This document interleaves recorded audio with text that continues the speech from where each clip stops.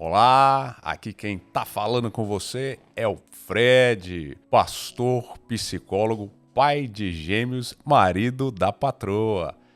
Estou aqui para fazermos o nosso segundo vídeo sobre psicologia. E hoje a gente vai fazer uma conversinha super legal sobre dois fenômenos importantíssimos que acontecem na sua e na minha vida. Mas antes de começar, uma frase para deixar você com aquela pulga atrás da orelha. É necessário um par de olhos bem treinados para ver Deus em detalhes. É necessário um par de olhos bem treinados para ver Deus em detalhes. Quem disse isso foi Philip Yancey.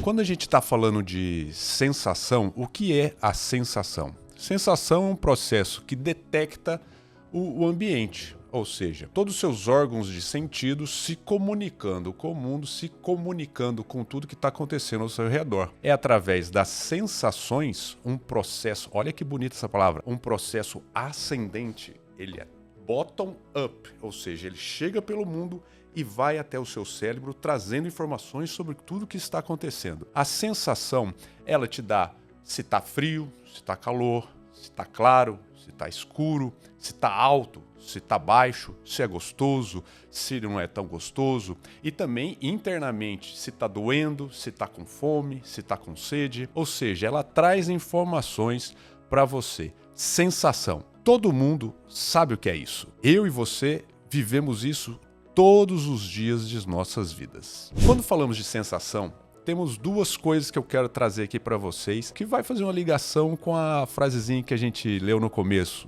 Um dos pontos, quando se fala de sensação, é a adaptação sensorial. A adaptação sensorial diz o seguinte: se você é exposto a um estímulo muitas vezes, o mesmo estímulo, a sensação diminui. É conhecido como adaptação sensorial, porque você foi exposto a esse estímulo muitas vezes. É por isso que quando você passa um perfume, você não sente o perfume. Não, irmão, não precisa passar mais não, é que é você que não está sentindo, mas está perfumado. Então, a adaptação sensorial é um fenômeno que pode estar acontecendo na sua vida espiritual. Porque talvez você tenha a sensação de estar ouvindo, vendo coisas na igreja todas as vezes da mesma maneira, por anos. Quando você se adapta sensorialmente aos estímulos que você recebe na sua igreja, muitas vezes você está lá falando, não estou sentindo mais nada, não estou tendo aquela sensação que eu tinha no começo. Será que Deus está falando mesmo comigo? Mas na verdade é que você se adaptou sensorialmente. Essa foi boa, hein? Rapaz. Agora, outro ponto importante sobre a sensação é o limiar absoluto. O limiar absoluto é o mínimo estímulo necessário para detectarmos um estímulo. Ou seja, é o mínimo que precisa de um som, vamos dar um exemplo, para que você o escute. O mínimo que você precise de luz para enxergar alguma coisa. Isso é o limiar absoluto. Olha que interessante. A detecção de um estímulo fraco não depende apenas da intensidade desse, mas também de nossas expectativas, motivações e estado de alerta. Expectativas, motivações e estado de alerta. Como que está a sua expectativa quando você está lendo a Bíblia, quando você está no culto? Como que está a sua motivação? Como que está o seu estado de alerta? O varão, Deus está vendo você que nem uma metralhadora só olhando para as irmãs aí no culto, irmão. E Deus falando com você. Deus não fala comigo? Será que Ele não fala mesmo? Então nós vemos através da sensação, a adaptação sensorial e agora o limiar absoluto.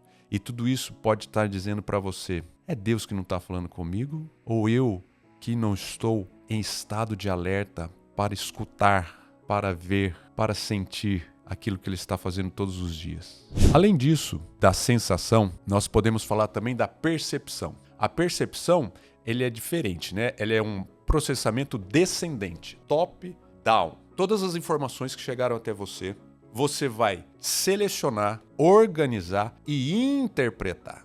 A interpretação de todas as sensações É a percepção. Então, quando a gente fala aquela frase, né, assim, ai, tô com uma sensação ruim, ai, uma coisa ruim, ai, uma sensação que algo vai dar acontecer, tal, tal. Isso, na verdade, já é uma percepção, não é uma sensação. A percepção é a interpretação de tudo que está acontecendo ao seu redor. E muitas vezes você está recebendo os estímulos, você está selecionando, organizando e interpretando. Isso é percepção. Muitas vezes acontece uma percepção errada? Claro que acontece. Por exemplo, você não selecionou todas as informações necessárias. E aí você sai falando qualquer coisa que você interpretou, percebeu, mas na verdade não foi aquilo que aconteceu, porque a seleção dos estímulos não foi completa. Muitas vezes acontece o erro de você errar na organização dos estímulos. Eles chegaram, mas você organizou tudo errado, percebeu então errado. Então, a percepção é a interpretação desses estímulos. E sobre a percepção, eu quero falar com vocês sobre a atenção seletiva. Nós focalizamos nossa consciência em apenas um aspecto limitado da totalidade da nossa experiência. Você não presta atenção em tudo. Você não fica prestando atenção em todos os estímulos que estão acontecendo ao seu redor. Você tem uma atenção seletiva. Você foca naquilo que é mais importante para aquele momento da sua vida. Esteja você no trânsito, esteja você trabalhando, esteja você estudando. Você tem uma atenção seletiva. A atenção seletiva é a focalização da nossa consciência em apenas um desses aspectos. E a pergunta que eu faço para você é: a atenção seletiva da sua vida, como está? Em relação àquilo que Deus tem tentado falar com você. Será que você está prestando atenção no trabalho, prestando atenção em tantas outras coisas, prestando atenção naquilo que Deus está falando aqui na sua frente, e você está prestando atenção seletiva aqui, ali. Chega Deus, você pula. Opa! E aí, falamos de sensação e de percepção. E é importante a percepção porque, para Merleau-Ponty, o mundo é o que percebemos. E se você não percebe os estímulos que Deus tem lançado para você diariamente, para o seu mundo, esses estímulos nunca existiram. Porque você que não percebeu. O mundo é o que percebemos. Será que você está percebendo Deus na sua vida? E aí a gente vai agora para a aplicação desse insight sobre sensação e percepção. Toda a primeira palavra do Pentateuco, de Gênesis, Êxodo e os outros livros do Pentateuco, a Torá, a primeira palavra de cada livro dá o nome para esse livro em hebraico. Por exemplo, em Gênesis começa assim: no princípio criou Deus o céu e a terra. Gênesis 1:1. Se você for para um judeu, ele vai traduzir o que nós chamamos de livro de Gênesis como Bereshit. Bereshit é Gênesis para os judeus, porque o texto da Torá começa: no princípio criou Deus os céus e a terra. Então Gênesis é Bereshit. Gênesis é Bereshit. Todo judeu do primeiro século saberia sobre isso. No primeiro livro da Torá, relata-se a criação do mundo. Gênesis 1:3-5 diz o seguinte: e houve luz. Deus viu que a luz era boa e separou a luz das trevas. Deus chamou a luz dia, day, e as trevas chamou night. Passaram-se afternoon and morning. Esse foi o primeiro dia. Houve luz, primeiro dia. Bereshit, Gênesis. Mas eis que a história caminha e lá no versículo 16, olha o que é criado. Deus fez os dois grandes luminares, o maior para governar o dia e o menor para governar a noite. Fez também as estrelas. Deus os colocou no firmamento do céu para iluminar a terra. Gênesis 1:16-19. E Deus viu que ficou bom. Passaram-se a tarde e a manhã. Esse foi o quarto dia.